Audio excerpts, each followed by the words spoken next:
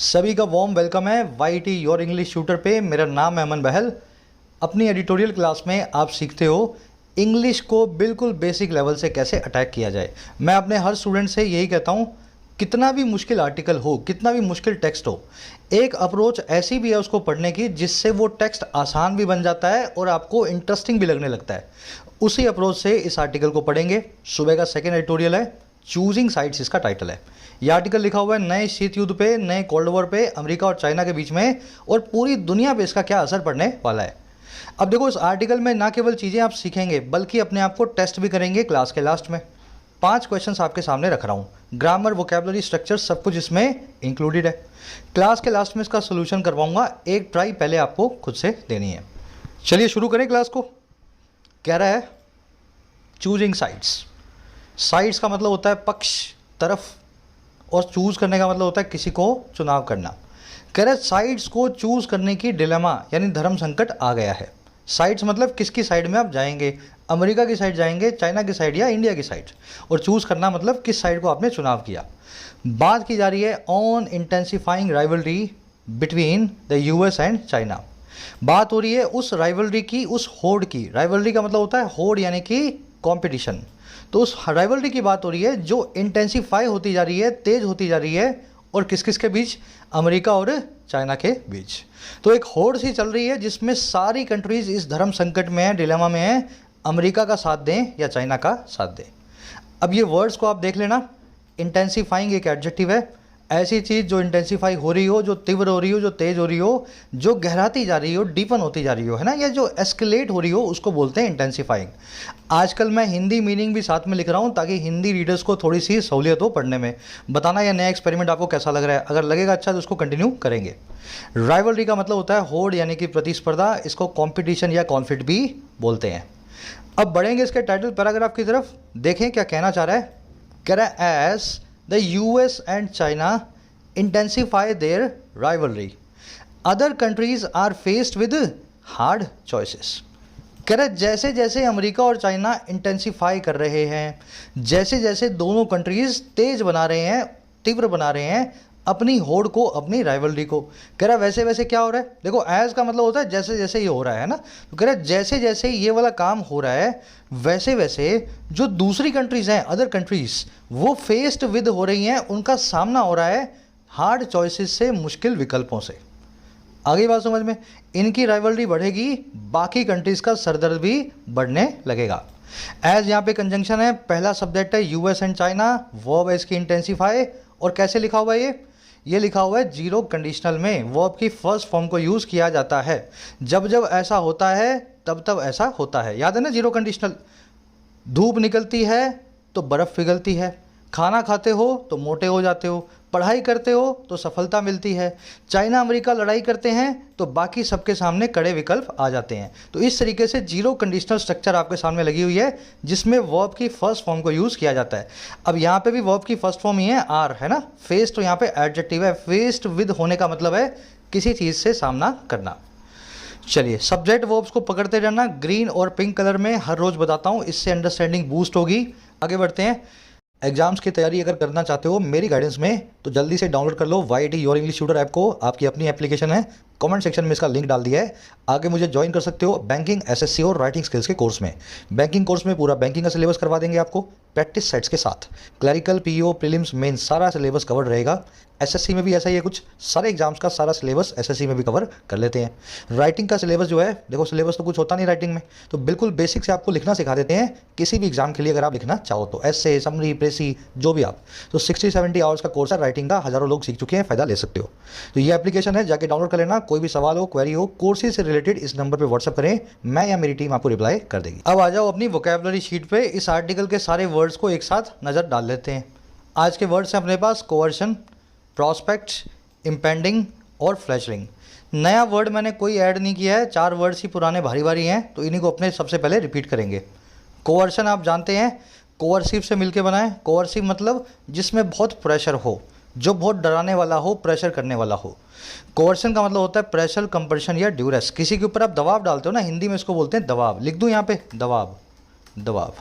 जैसे आपने किसी से कोई काम कराया दबाव में, तो आप बोल सकते हो कोवर्शन में मैंने उस आदमी से काम करवाया है। Police should not use coercion while questioning people accused in civil crimes. Police को दबाव का इस्तेमाल नहीं करना चाहिए ऐसे लोगों से पूछताछ करते हुए जो अक्यूज होते हैं सिविल क्राइम्स में। सिविल क्राइम्स वो क्राइम्स हैं जिसमें मारपीट नहीं होती है, कोई ऐसा क्राइम नहीं होता जिसमें हिंसा हो, उस क्राइम को बोल देते हैं अपने सिविल क्राइम। तो जब हिंसा का कुछ उपयोग ही नहीं हुआ है, हिंसा का कहीं इस्तेमाल ही नहीं हुआ है ना, तो ऐसे मामले में पुलिस को भी हिंसा का इस्तेमाल नहीं करना चाहिए। तो ये वर्ड आज आप आर्टिकल में देखेंगे, दबाव। फिर अगला वर्ड है प्रॉस्पेक्ट, कई बार आ चुका है। प्रॉस्पेक्ट का मतलब होता है संभावना, हिंदी में बोलते हैं इसको संभावना, आगे किसी काम के होने की उम्मीद कहलाती है प्रॉस्पेक्ट। इसको लाइकलीहुड या पॉसिबिलिटी या आउटलुक भी बोलते हैं। With Russia Ukraine war the prospect of A severe recession becomes real. Russia Ukraine war के साथ ही जो प्रॉस्पेक्ट संभावना है एक बहुत ही खराब मंदी के, सीवियर रिसेशन की, ये रियल बन जाती है, सच बन जाती है। फिर एक वर्ड है इम्पेंडिंग। इम्पेंडिंग का सीधा सा मतलब है जो अभी इन होगा, जो अभी आएगा और अभी पूरी तरीके से पेंडिंग है। ऐसी चीज़ जो सर पे मंडरा रही है, कभी भी होने वाली है। आपके एग्ज़ाम्स है 15 तारीख को, आज हो गई 10 तारीख, तो आप बोल सकते हो एग्ज़ाम्स आर इम्पेंडिंग। आपकी शादी है अगले महीने आपकी शादी है, तो आप बोल सकते हो my marriage ceremony is, wedding ceremony is impending.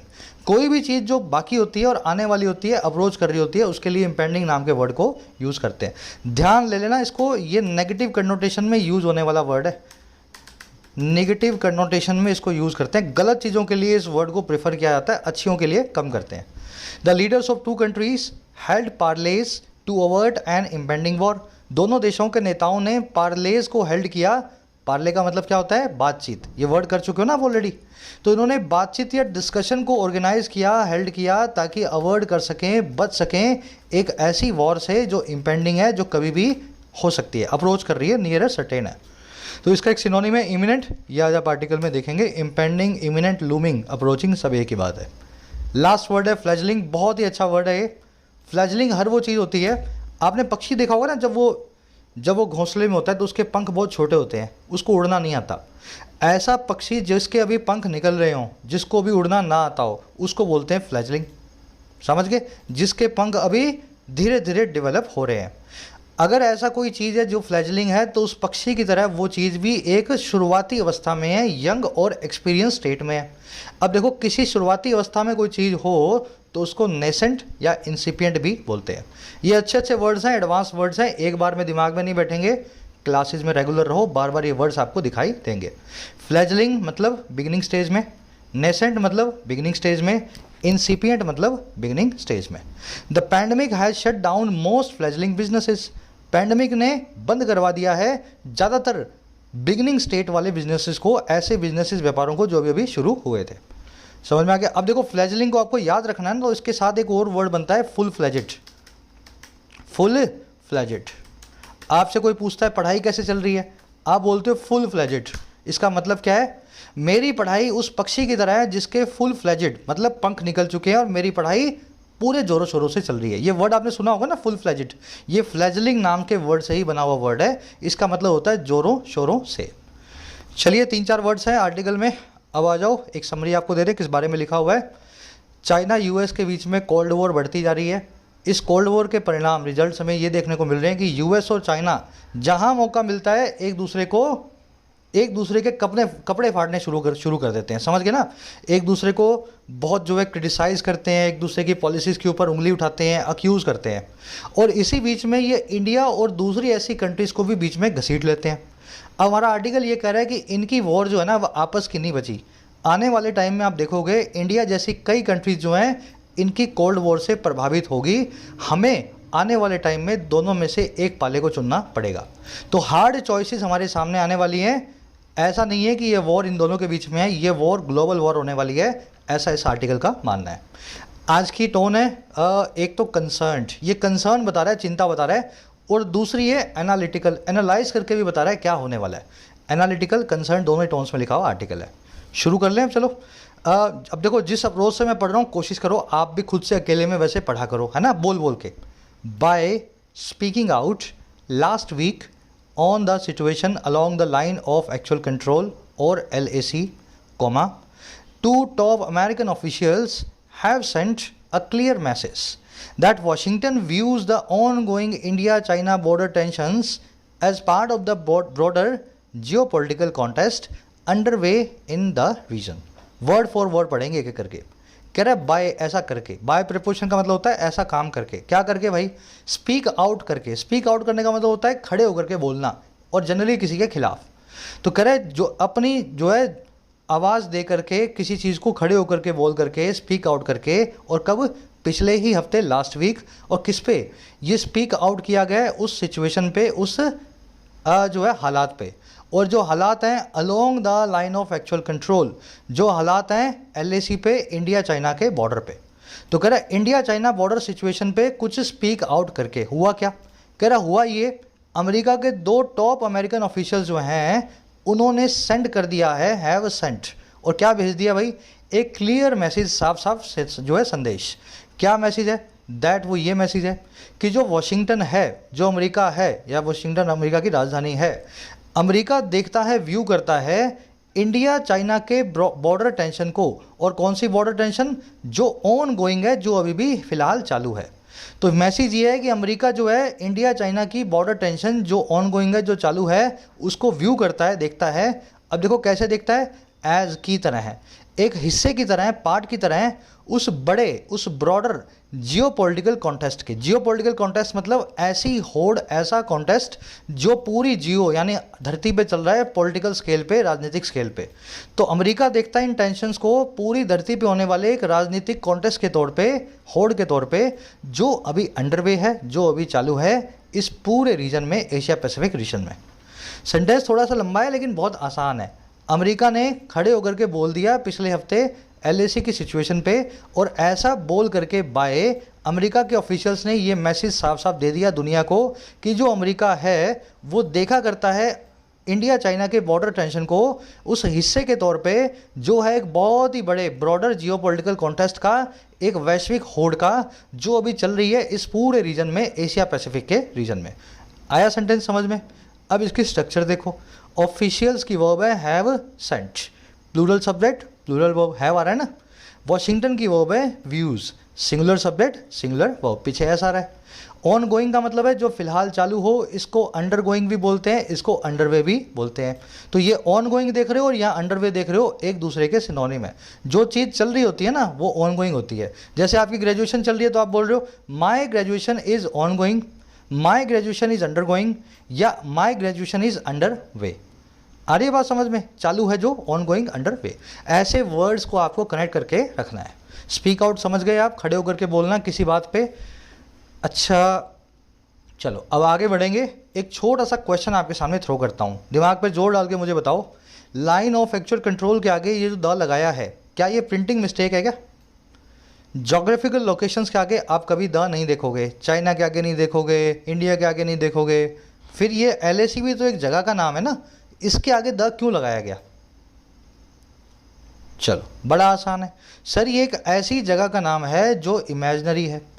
ऐसी जगहें जो कि वास्तव में एग्जिस्ट नहीं करती हैं, जिनको हमने मान लिया है, चलो जी ये बॉर्डर हो गया इंडिया पाकिस्तान का, नेचर ने बॉर्डर बना के नहीं दिया, हमने उस बॉर्डर को बनाया है। तो इमेजिनरी लोकेशंस को हम द लगा के डिस्टिंग्विश करते हैं, आइडेंटिफाई करते हैं। तो जितने भी बॉर्डर्स हैं दुनिया में उनके आगे आप द देखेंगे, चाहे LAC है, चाहे LOC है, चाहे डूरांड लाइन है, चाहे रेड क्लिफ लाइन है, चाहे मैकमोहन लाइन है, समझ गए? कोई भी कंट्री का बॉर्डर हो उसके आगे द आएगा। फिर ये जो इमेजिनरी लाइन्स हैं जैसे भूमध्य रेखा, इक्वेटर, ग्रीनविच रेखा है, ट्रॉपिक ऑफ कैंसर है, ट्रॉपिक ऑफ कैप्रिकॉर्न है, सुने होगा ना आपने सारे ज्योग्राफी के अंदर, कर्क रेखा, मकर रेखा, भूमध्य रेखा, ये सब रेखाएं भी जो हैं इक्वेटर विक्वेटर इमेजिनरी हैं, कहीं बनी नहीं हुई, इनके आगे भी आप द को लगाते हैं। फिर जो गोलार्ध हैं और जो ध्रुव हैं, गोलार्ध मतलब hemispheres, northern hemisphere, southern hemispheres, और पोल मतलब ध्रुव, नॉर्दर्न पोल या नॉर्थ पोल या साउथ पोल। तो ये भी कोई जगहें नेचर में बनाई नहीं गई हैं, हमने इन जगहों को नाम दिया है। तो इन हेमिस्फीयर्स और पोल्स के आगे भी आप द लगाएंगे, the northern hemisphere, the southern hemisphere. Last में ईस्ट और वेस्ट दो वर्ड्स हैं। द वेस्ट बताता है सभी पश्चिमी देशों को, द ईस्ट बताता है सभी पूर्वी देशों को। तो ये द वेस्ट और द ईस्ट ही लिखा जाता है, ई को W को बड़ा रख करके, ठीक है ना। तो ये सिंपल सा कॉन्सेप्ट है इमेजिनरी लोकेशंस का, याद रखें। चलो आगे बढ़ते हैं। अब ये आज के क्विज में यूज होंगे सारे कॉन्सेप्ट्स। कह रहा है on a visit to New Delhi general Charles A Flynn, commander of the US Army Pacific, describe the level of Chinese activity in eastern Ladakh as eye opening and question its intentions. कह रहे एक visit में, और कहाँ पे भाई, नई दिल्ली की तरफ, तो on a visit to New Delhi, तो भारत दौरे के दौरान, ऐसा समझ लो। जो जनरल चार्ल्स ए फ्लिन है, जो कि कमांडर भी हैं अमेरिका की यूएस आर्मी पैसिफिक के, तो यूएस की आर्मी के कई कमांड्स होंगे, उनमें से पैसिफिक कमांड के जो कमांडर भी हैं जनरल चार्ल्स। कह रहे हैं जनरल चार्ल्स ने, जो कि इस तरह के आदमी हैं, इन्होंने डिस्क्राइब कर दिया, इन्होंने परिभाषित कर दिया उस लेवल को, उस स्तर को जो है चाइनीज़ एक्टिविटी का, चाइना की हरकत का ईस्टर्न लद्दाख एरिया में। अब देखो कैसे डिस्क्राइब किया, कैसे डिफाइन किया, कैसे परिभाषित किया, एज लगा के बता रहा है, परिभाषित किया आंखें खोल देने वाले की तरह से, आई ओपनर की तरह से। और इन्हीं जनरल चार्ल्स फिन ने क्वेश्चन भी किया, सवाल भी उठाया इसकी इंटेंशंस पे, चाइना के इरादों पे। तो जनरल का यही बोलना है कि चाइना जो ईस्टर्न लद्दाख में कर रहा है, जिस स्केल की एक्टिविटी कर रहा है, ये इंडिया के लिए आंखें खोल देने वाली चीज़ है, क्योंकि लगता है चाइना कुछ बड़ा करने की फिराक में है। और इन्होंने चाइना के सारे इरादे जो हैं उन पे सवाल भी उठाया कि आप जो ये कर रहे हो ना, देख के लगता नहीं है इरादे आपके बिल्कुल सही हैं इंडिया को लेकर के। एक्टिविटी का मतलब यही होता है कि चाइनीज़ ट्रूप्स, बॉर्डर्स, जो बॉर्डर ट्रूप्स हैं और जो इक्विपमेंट है, आर्मी मिलिट्री इक्विपमेंट, बहुत तेज़ी से लद्दाख में इकट्ठा किया जा रहा है चाइना की तरफ से। फ्लिन साहब की 2 वर्ब्स हैं, डिस्क्राइब्ड और क्वेश्चनड, दोनों V2 हैं पास्ट टेंस में, और इसमें कुछ देखने वाला है नहीं है ना, और कुछ इसमें। आई ओपनर मतलब जो आंखें खोल दे, आपको जो समझ गए, ज्ञान चक्षु खोल दे आपके, eye opening. Then at the Shangri-La dialogue in Singapore, the region's most high profile security event, US secretary of defence Lloyd J Austin said Beijing was continuing to harden its position along the border. और कह रहे फिर शंग्री-ला dialogue में जो हुआ है Singapore के अंदर, तो आप जानते होंगे, सुना होगा आपने, शंग्री-ला एक डायलॉग होता है, एक रक्षा डायलॉग है, एक डिफेंस डायलॉग है, जिसमें अलग अलग कंट्रीज आती हैं, बातचीत करती हैं। इंडिया में भी होता है अपने रायसेना डायलॉग, है ना। तो कह रहे फिर एक सिंगापुर में होने वाले रक्षा कॉन्फ्रेंस में, डिफेंस कॉन्फ्रेंस में, जो इस पूरे रीजन की सबसे हाई प्रोफाइल सिक्योरिटी इवेंट भी है। हाई प्रोफाइल का मतलब है सबसे ज़्यादा फेमस। कह रहा है इसके अंदर यूएस का जो सेक्रेटरी ऑफ डिफेंस है, जो यूएस के रक्षा मंत्री हैं, जिनका नाम है मिस्टर LJ ऑस्टिन, इन साहब ने भी कह दिया ऐसा कि बेजिंग जो है वो जारी था, कंटिन्यू था कि वो मजबूत बनाए, हार्डन करे, कड़ा बनाए अपनी पोजीशन को, और किस चीज़ को लेकर के, बॉर्डर के अलोंग, LAC के अलोंग। तो इस डायलॉग में अमेरिका की तरफ से यही बयान आया कि जब से गलवान वैली इंसिडेंट हुआ है, तब से बीजिंग अपनी पोजीशन को मजबूत बनाता जा रहा है किसी गलत इरादे के साथ इंडिया की तरफ। ऑस्टिन की वर्ब्स है सेड, बीजिंग की वर्ब है वॉज कंटिन्यूइंग। अगर सेंटेंस पास्ट टेंस में शुरू हुआ हो, मेन क्लोज पास्ट टेंस में हो, तो आपको सबऑर्डिनेट क्लोज भी है जो वो भी पास्ट में रखना होता है, जानते हो ना। जैसे ही यहाँ पे सेड लिखा है, पास्ट टेंस लग गया, तो बीजिंग के लिए भी वॉज कंटिन्यूइंग आएगा, इज कंटिन्यूइंग नहीं आएगा। तो ये डायरेक्ट इनडायरेक्ट के कुछ कॉन्सेप्ट हैं नरेशन के, अब हमेशा याद रखें। चलो आगे बढ़ते हैं। अब जिसको नरेशन नहीं आता तो यहाँ पे नहीं सीख पाओगे आप, यहाँ पे अपने को रीड करना है। जाओ चैनल के होम पेज पे, पूरी प्लेलिस्ट रखी है कंप्लीट इंग्लिश ग्रामर की, चलाना शुरू करो। 40 वीडियोज़ हैं आधे घंटे की, सारी ग्रामर आपकी बिल्कुल बेसिक से पूरी हो जाएंगी। आगे कह रहा है he drew a connection between China's fishing activities in the East China Sea, the placing of advance weaponry on man made islands in South China Sea and its LAC actions as part of a coercive and aggressive approach to territorial claims. अब इन्होंने Americans ने क्या बोला कि India के साथ जो भी चाइना कर रहा है, ऐसा अकेला इंडिया के साथ नहीं, और भी कई कंट्रीज़ के साथ हो रहा है। तो उन्होंने ड्रॉ किया एक कनेक्शन को। ड्रॉ का मतलब होता है बनाना, कनेक्शन का मतलब होता है एक रिलेशनशिप। तो इन्होंने कनेक्शन सा ड्रॉ कर दिया, एक रिश्ता सा बना दिया, और किस किस के बीच, चाइना की जो फिशिंग एक्टिविटी करता है चाइना ईस्ट चाइना सी के अंदर। चाइना यहाँ पे दादागिरी करता है, खुद ही सारी मछली पकड़ के ले जाता है, आसपास की कंट्रीज़ को आंखें दिखाता है। तो ये जो फिशिंग एक्टिविटी कर रहा है वहाँ पे, एक तो इसके अंदर, दूसरा किसके बीच में, जो प्लेस किया गया है बहुत ही अत्याधुनिक, बहुत ही एडवांस वेपनरी को कई मैन मेड आइलैंड्स पे, ऐसे आइलैंड जिसको चाइना ने खुद बनाया है साउथ चाइना सी के अंदर। और तीसरी कौन सी चीज़ है, इसके जो LAC पे एक्शंस हैं इंडिया के आसपास, और कैसे देखते हैं इनको, कैसे ड्रॉ कनेक्शन करते हैं, एक हिस्से के तौर पे जो है एक दबाव वाली कोवर्सिव और आक्रामक अप्रोच के, और किसके लिए, टेरिटोरियल क्लेम्स के लेकर के, ज़मीन के हिस्से को क्लेम करने के लिए। तो उन्होंने यही बोला कि ये जो मछली पकड़ता है आंख दिखा करके आसपास, अपने वेपन्स को मैन मेड आइलैंड्स पे लगा करके जो है सामने वाली कंट्रीज़ के ऊपर छोड़ देता है ना, वेपन्स को टारगेट करता है, इंडिया से एलएसी पे लड़ाई कर रहा है, तो ये इसकी चाइना की एक अप्रोच है दबाव में लाने की और एग्रेसिव होने की, उसी का हिस्सा है ये तीनों की तीनों चीज़ें। और ये इसलिए करता है चाइना की टेरिटरी क्लेम्स कर पाए, आसपास की ज़मीन को, टेरिटरी को हड़प पाए। ही की वो बाय ड्रू, ये आया लॉयड जे ऑस्टिन के लिए, अमेरिका के डिफेंस सेक्रेटरी के लिए। अच्छा, कोवर्सिव आप जानते हैं, जोर ज़बरदस्ती वाला, दबाव वाला, प्रेशराइजिंग हो, फोर्सिंग हो, इंटिमिडेटिंग हो, जो आपको किसी भी तरीके से इन्फ्लुएंस करने की कोशिश करे। टेरिटोरियल मतलब रिलेटिंग टू टेरिटरी, किसी भूभाग, किसी ज़मीन से रिलेटेड। आगे बढ़े, अब एक कॉन्सेप्ट और करेंगे फटाफट। देखो ऊपर आपने देखा था द कब इमेजिनरी लोकेशंस के आगे लगेगा। अब इस कॉन्सेप्ट में आप सीखने वाले हो ऐसी कौन सी वाटर बॉडीज़ हैं जिनके आगे आपको द लगाना है। तो कॉन्सेप्ट बड़ा आसान है, दुनिया में जितनी भी वाटर बॉडीज़ हैं उनके आगे जो है द लगाओ। कोई नदी है, कोई नाला है, कोई नहर है, कोई समंदर है, कोई दरिया है, कैसा भी हो उसके आगे आपको द को फिट कर ही देना है। छोटा हो बड़ा हो इस बात से कोई फ़र्क नहीं पड़ता। लेकिन सिर्फ दुनिया में जो झीलें हैं ना उनके आगे द नहीं लगाया जाता। तो झील एक ऐसी वाटर बॉडी है जिसको एक्सेप्शन मानते हैं, और लेक्स के नाम के आगे कभी भी द को नहीं लगाते हैं। बिल्कुल सिंपल टर्म्स में बता रहा हूँ इस कॉन्सेप्ट को। अब देखो अप्लाई करके देखते हैं। The Lake Madden is a part of Panama Canal. जो लेक मैडन है ये एक हिस्सा है पनामा जो है कनाल का। अब देखो पनामा तो एक कनाल है, स्वेज कनाल, पनामा कनाल, कनाल सभी वाटर बॉडीज़ हैं, तो इस द को आपको कनाल के आगे लगाना चाहिए। कायदा तो यही कहता है, रूल तो यही कहता है, तो यहाँ पे एक द को लगा दो। फिर लेक तो एक मैडन तो एक लेक है, नाम भी आ गया इसके नाम में लेक, इसके आगे से द को निकाल देना।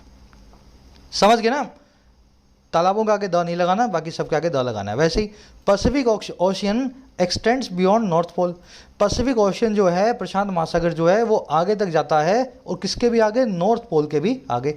तो पैसिफिक ओशियन के आगे द लगेगा, यू ऑलरेडी नो, क्योंकि ये एक ओशियन है, एक समंदर है। और नॉर्थ पोल मैंने आपको पहले ही बताया था ऊपर, हेमिस्फीयर, पोल्स, इक्वेटर्स सभी के सभी इमेजिनरी लोकेशंस हैं, इनके आगे भी द लगाना जरूरी होता है। तो इस तरीके से प्रैक्टिकल क्वेश्चंस आपको एरर्स में मिलेंगे। चलो आगे बढ़ते हैं। बाकी ये बेसिक्स में सब डिटेल में कर चुके हैं, आर्टिकल वाली क्लास चलाओगे तो वहाँ पे ये सब चीज़ें हो चुकी हैं।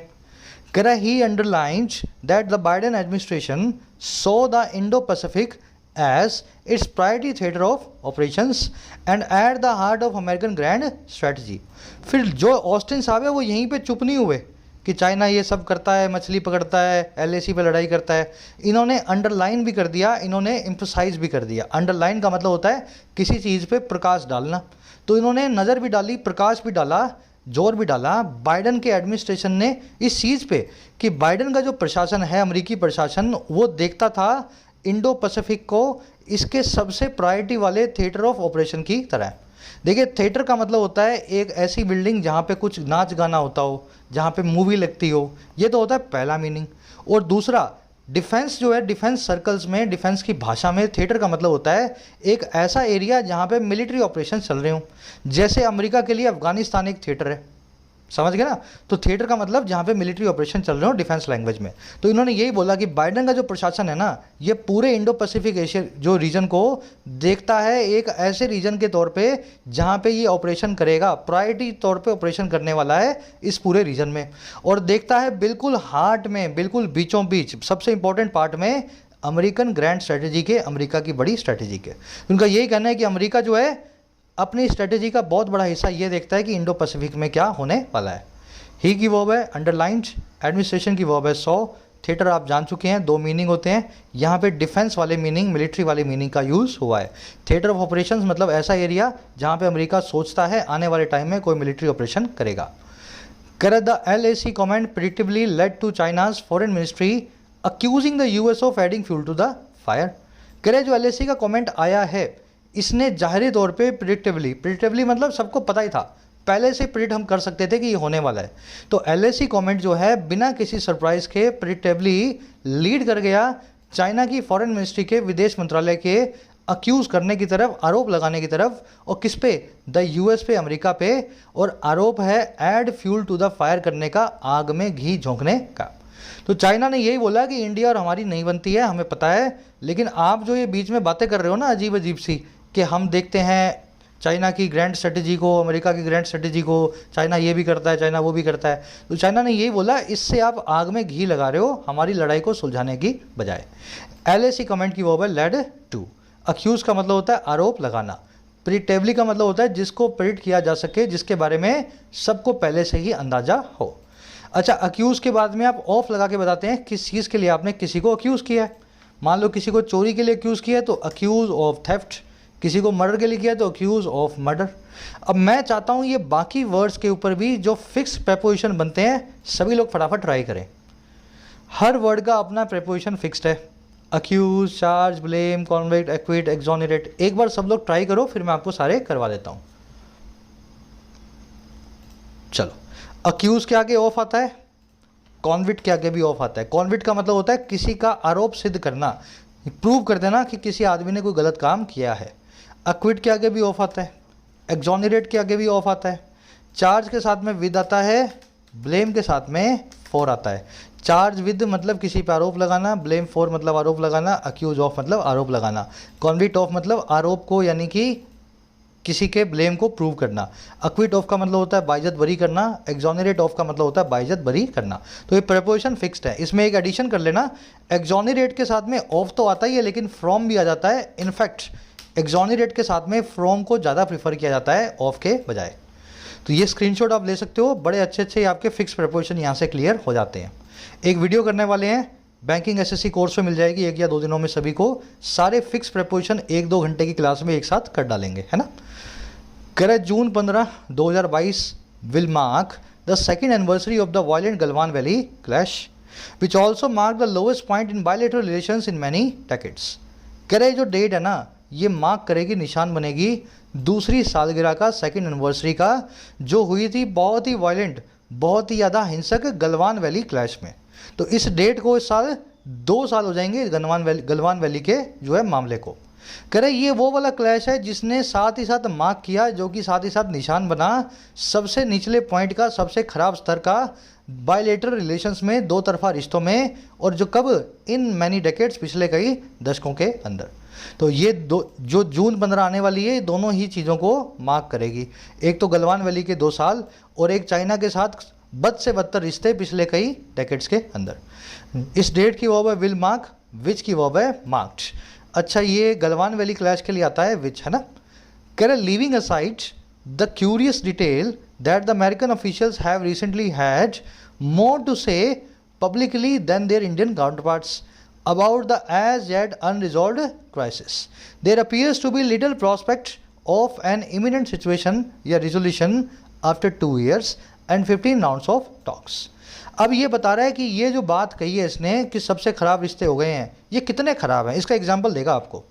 कह रहे लीव असाइड करते हुए, लीव असाइड का मतलब होता है साइड में रख देना।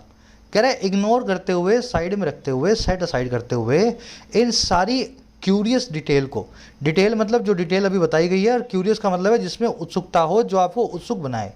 तो कह रहे हैं ये बड़ी ही हैरान कर देने वाली, उत्सुक बना देने वाली इस डिटेल को अगर साइड में भी रख दें। और कौन सी डिटेल? डिटेल ये कि अमेरिका के जो ऑफिशियल्स हैं ना, उनके पास हाल में रहा है, हैव रिसेंटली हैड, और क्या रहा है, ज़्यादा रहा है। और क्या, टू से कहने के लिए, और कैसे, पब्लिकली, सबके सामने। और किसके मुकाबले? उनके इंडियन काउंटरपार्ट्स के मुकाबले, उनके इंडिया के समकक्षों के मुकाबले। और किस बारे में? ऐसे एज येट अनरिजॉल्व क्राइसिस के बारे में, ऐसे एक सिचुएशन के बारे में, क्राइसिस के बारे में जो अभी भी अनरिजॉल्व है, जिसका अभी भी सोल्यूशन आना बाकी है। कह रहा है अगर इस डिटेल को आप साइड में भी रख देना कि गलवान वैली का जो इंसिडेंट है LAC का, जिस पे इंडिया से ज़्यादा कहने के लिए अमेरिका के पास है, और ये एक ऐसा क्राइसिस है जिसका अभी रिजॉल्व होना बाकी है, तो इंडिया कम बोलता है, अमेरिका ज़्यादा बोलता है। कह रहा है इस बात को अगर भूल भी जाए ना, तो there appears to be little prospect, दिखाई देता है, अपीयर्स टू बी ना के बराबर लिटिल, संभावना यानी कि प्रॉस्पेक्ट। और किसकी? एक ऐसे रिजोल्यूशन की, एक ऐसे सुलटारे की, समाधान की जो इमिनेंट हो, जो अप्रोच कर रहा हो, जो नज़दीक हो। और कब? 2 सालों के बाद भी और 15 राउंड्स ऑफ टॉक्स के बाद भी। तो इंडिया के पास कहने के लिए बहुत कम कुछ है गलवान वैली इंसिडेंट पे। अमेरिका के पास इंडिया से भी ज़्यादा है, इंडियन काउंटर पार्ट से भी ज़्यादा अमेरिका इसके बारे में बोलता है। तो कह रहा है बड़ी क्यूरियस सी बात है, लेकिन इसको भी भूल जाओ ना, तो भी आप देख लो 15 राउंड्स ऑफ टॉक्स और 2 साल के बाद भी कोई संभावना दिखाई नहीं देती है कि LAC पे कोई रिजोल्यूशन आएगा। लीविंग असाइड यहाँ पे प्रेजेंट पार्टिसिपल साइमल्टेनियस एक्शन है। जब अमेरिकन ऑफिशियल्स के पास ज़्यादा था बोलने के लिए तब आप इसको लीव असाइड भी कर सकते हो। काउंटर पार्ट्स का मतलब होता है समकक्ष। इंडिया का फॉरेन मिनिस्टर और अमेरिका का फॉरेन मिनिस्टर दोनों आपस में काउंटर पार्ट्स हैं। एक बराबर स्केल के दो इंसान होते हैं ना अलग अलग किसी जो पार्टी के, तो उनको बोलते हैं काउंटर पार्ट, है ना। जैसे इंडियन प्रेसिडेंट पाकिस्तानी प्रेसिडेंट दोनों काउंटर पार्ट्स हैं, एक बराबर के लोग कहलाते हैं counter parts. As yet unresolve मतलब अभी भी जिसका रिजॉल्व होना बाकी है। प्रॉस्पेक्ट मतलब संभावना, लाइकलीहुड, इसकी वर्ब है अपीयर्स। सब्जेक्ट को वर्ब के बाद में रखा जाता है जब भी क्लोज देयर से शुरू होता है ना, तो there appears to be little prospect, subject को अपीयर्स वर्ब के बाद में रखा गया है। लिटिल अकेला आ जाए अ या द के बिना तो इसका लिटिल का मतलब होता है ना के बराबर, ठीक है। लिटिल मतलब ना के बराबर। कह रहा है at the Shangri-La dialogue to which India या New Delhi puzzlingly did not send high level political representation, the Chinese defense minister Zhen Weifeng alleged it was India that sent people to the Chinese side of the territory. अब कह रहा है ये मामला तो क्या सुलझना, China तो अभी भी उंगलियां इंडिया पे उठा रहा है पूरे एग्रेशन के बाद।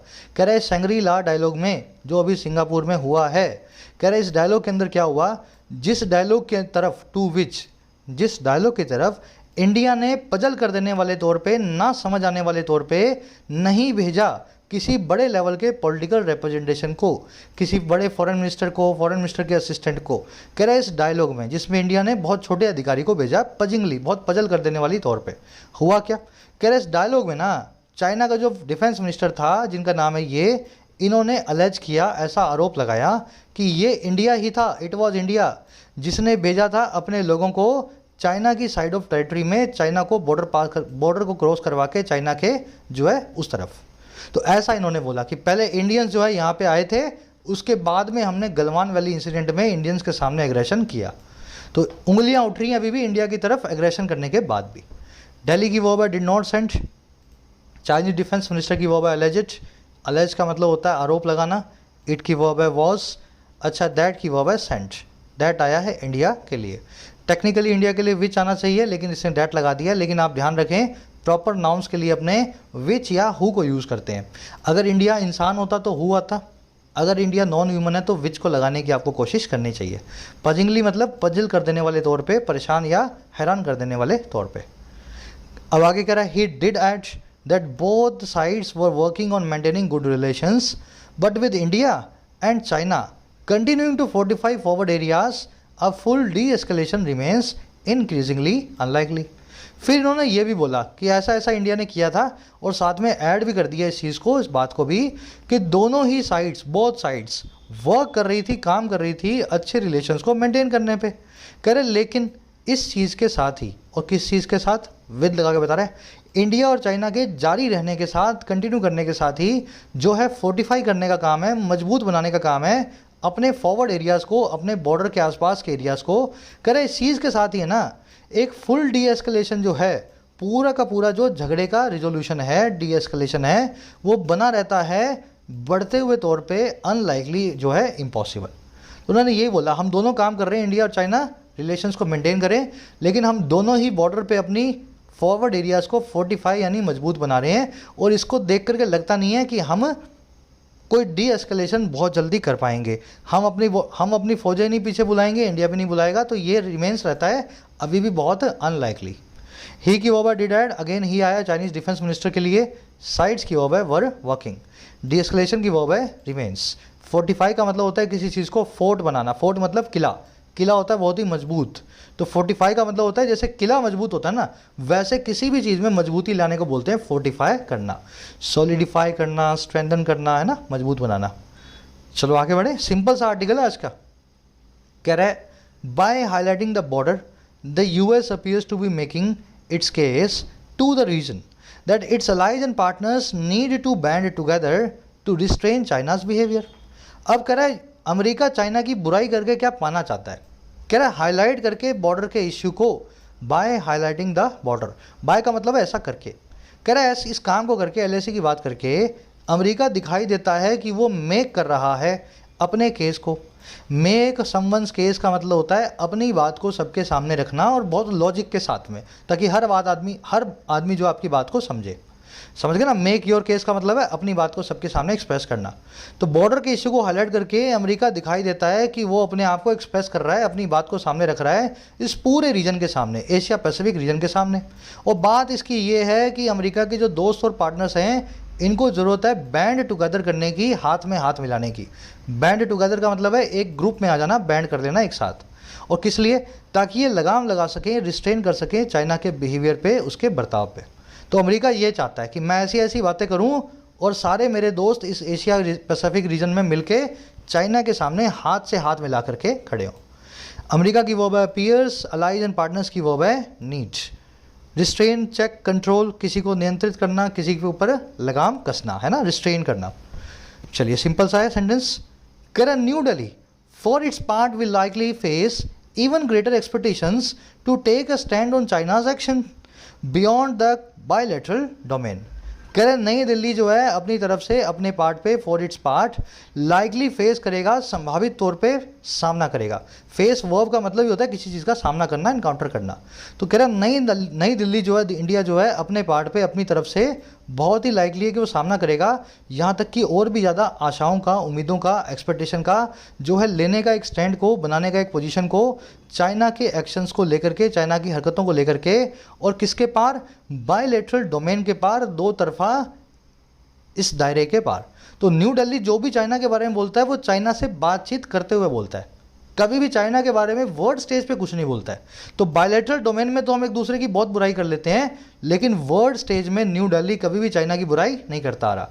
तो अब चाइना, नई दिल्ली के पास ये एक्सपेक्टेशंस आ रही हैं सारी दुनिया की तरफ से कि आप इंटरनेशनल फोरम्स पे भी चाइना के खिलाफ बोलना शुरू करोगे। दिल्ली की ओवर विल लाइकली फेस। और कुछ देखने वाला है नहीं। बायलैटरल आप समझ गए हैं, दो तरफा। ट्राइलेटरल मतलब तीन तरफा। क्वाड्रिलेटरल मतलब चार तरफा। जिसमें दो पार्टियां हैं वो बायलैटरल, जिसमें चार पार्टियां हैं वो क्वाड्रिलेटरल। डोमेन मतलब दायरा। कह रहा है India so far is the only one among the four Quad countries to refrain from taking public positions on issues such as Taiwan and Hong Kong।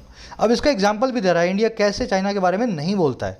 कह रहा है इंडिया जो है ना अभी तक so far है, इज अकेला ओनली वन, उन फोर क्वाड कंट्रीज में से जो रिफ्रेन फ्रॉम करके बैठा है, जो परहेज करके बैठा है। रिफ्रेन फ्रॉम करना मतलब किसी चीज़ से एब्सटेन या परहेज करना। और किससे परहेज करके बैठा है?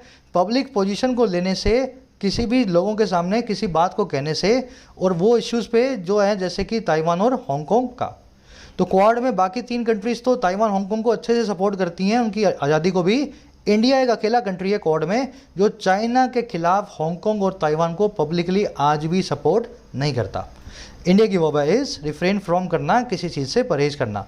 रिफ्रेन फ्रॉम, एब्सटेन फ्रॉम, दोनों ही चीज़ें किसी चीज़ से परहेज करने की बात करते हैं, ठीक है ना। फ्रॉम प्रीपोजिशन फिक्स टाइम के बाद। कह रहे Beijing meanwhile is pointing to the US and the Quad as a destabilising forces, viewing the Quad as a nascent Asian NATO, a label that its members reject। कह रहे लेकिन इसका बिल्कुल उल्टा, चाइना कोई परहेज नहीं करता, इंडिया तो कर रहा है, चाइना नहीं करता। कह रहे बेजिंग जो है इसी बीच, मीनवाइल का मतलब होता है इसी दौरान या इन द मीन टाइम। तो बेजिंग जो है इसी दौरान, इसी बीच में पॉइंट टू कर रहा है, उंगली उठा रहा है अमेरिका पे और क्वाड नाम के इस ग्रुप पे। और कैसे? डीस्टेबलाइजिंग फोर्सेस के तौर पे, ऐसी ताकतें जो कि असंतुलन बनाना चाहती हैं इस पूरे रीजन के अंदर, अशांति को जो है ना, अमन चैन को हटाना चाहती हैं। तो ऐसे बेजिंग जो है पूरे ग्रुप पे उंगली उठाता है। और कैसे उठाता है भाई उंगली? देखते हुए क्वाड को एक नेसेंट, एक शुरुआती, एक बिगिनर एशियन नेटो के तौर पे। ये कहता है कि ये नेटो जो है ना उसके एशियन वर्जन की शुरुआत ही है क्वाड। आने वाले 50 साल बाद नेटो की तरह एशिया में भी एक नेटो बन जाएगा क्वाड नाम का। कह रहा है ये एक ऐसा लेवल है, ये एक ऐसा ठप्पा है जिसको क्वाड के जो मेंबर्स हैं वो रिजेक्ट करते हैं। वो कहते हैं हमारा नेटो जैसा कोई भी कनेक्शन नहीं है। आ गई बात समझ में? तो बेजिंग पूरे मन से उंगली उठाता है, इज पॉइंटिंग टू कर रहा है, बेजिंग की वर्ब है। व्यूइंग यहाँ पे प्रेजेंट पार्टिसिपल साइमल्टेनियस एक्शन। जब बीजिंग उंगली उठाता है तब बेजिंग देखता भी है क्वाड को इस तरह से। नेसेंट, इंसिपिएंट, फ्लैजलिंग, बिगिनर, टायरो, सब किसी चीज़ के शुरुआती अवस्था की बात करते हैं, बिगिनर स्टेज की बात करते हैं। और कुछ देखने वाला नहीं है ना। मेंबर्स की वर्ब है रिजेक्ट, इट्स आया क्वाड के लिए।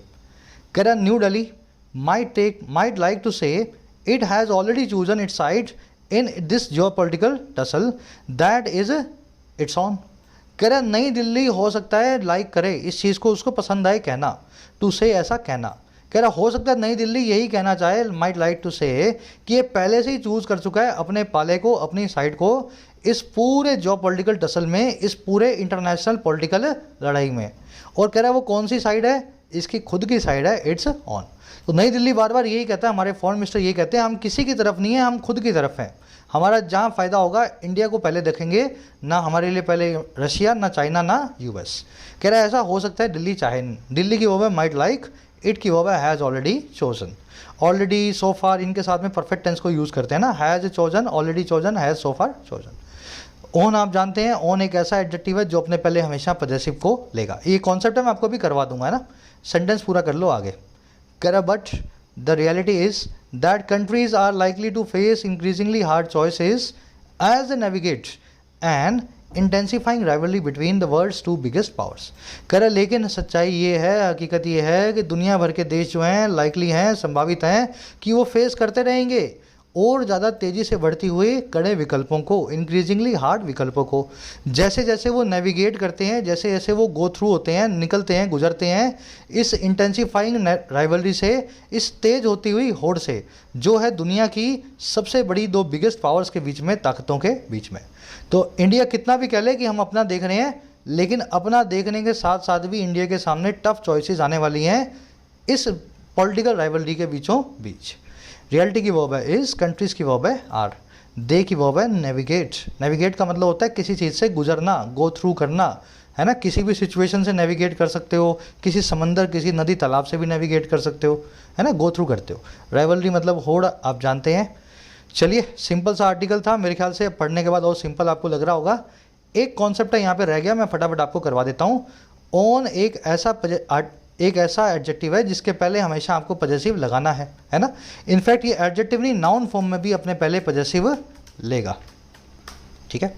जैसे they took a loan to build on house, उन्होंने एक घर को लिया अपना खुद का हाउस बनाने के लिए। ध्यान दे लेना, ऑन एक एडजेक्टिव है इस केस में, हाउस नाम के नाउन को मॉडिफाई कर रहा है, तो इसके पहले एक पॉजेसिव लगाना पड़ेगा, और पॉजेसिव आएगा सब्जेक्ट के हिसाब से। सब्जेक्ट है दे, तो इसकी पॉजेसिव फॉर्म होगी देयर। समझ गए, ऑन से पहले पॉजेसिव लगाना पड़ेगा। मान लो यहाँ पे राम लिखा होता तो मैं पॉजेसिव बना देता राम्स।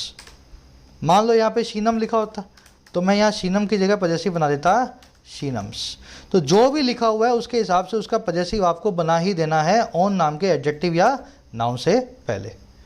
वैसे ही she needs to find more friends of her own age, उसको और फ्रेंड्स को फाइंड करने की ज़रूरत है अपनी खुद की एज के, अपनी एज के और दोस्तों को ढूंढने की ज़रूरत है। तो ऑन से पहले शी के हिसाब से पॉजेसिव लगाना पड़ेगा। शी एक प्रोनाउन है और इसका पॉजेसिव एडजेक्टिव होता है हर। तो ये कॉन्सेप्ट हमेशा याद रखें।